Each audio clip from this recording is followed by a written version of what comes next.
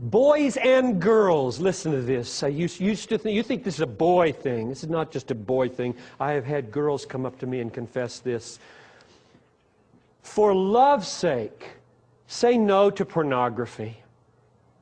I'd love to do a whole weekend on this with you sometime, but it probably should be separate groups, boys and girls separated. We'd do that sometime on how to battle this thing in your life. But I'm just saying tonight, for love's sake, for the love of your future spouse, I can tell you how much horror is going on at our church right now in marriages because some men and some women are hooked on pornography, and they got hooked at age 14. And now they're 29, ruining their marriages. And they cannot get free on this thing. And so for the sake of love, the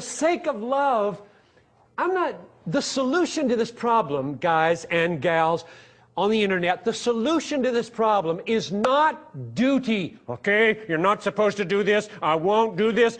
Duty, that will fail. You know it will fail. It has failed. What will not fail, what will succeed over time is, I am going to fight for a superior pleasure that severs the root of the lie that comes to me out of this monitor that says, I will be happier, I will experience more pleasure if I go there with this mouse than if I don't go there.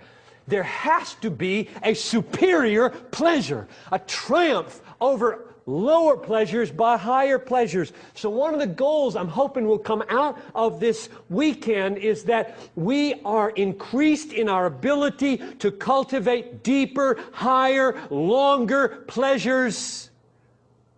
I'll be real honest with you, and I'll risk boasting here because you need to know this about your preaching pastor. I have never, ever seen a pornographic picture on the internet. And I haven't looked at a pornographic magazine since I was 16. And I found a Playboy at a laundromat one time and hid it so I could keep looking at it for a while. I only say that because the battle can be won.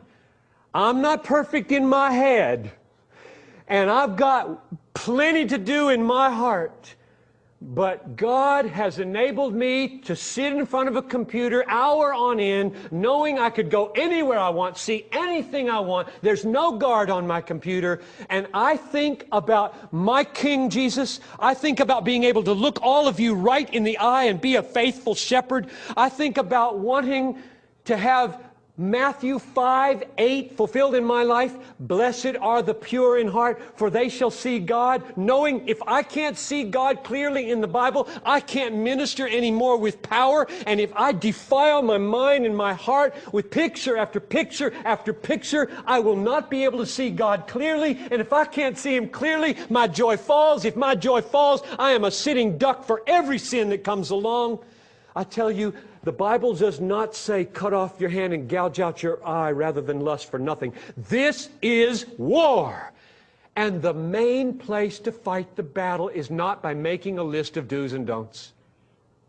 It's by fighting for joy that is superior to the quick surge that comes from pornography. It is so cheap, so low, so small, and the kickback afterwards is so weak and so miserable. Oh, that God would do a deep work of joy that weans you off of that pleasure.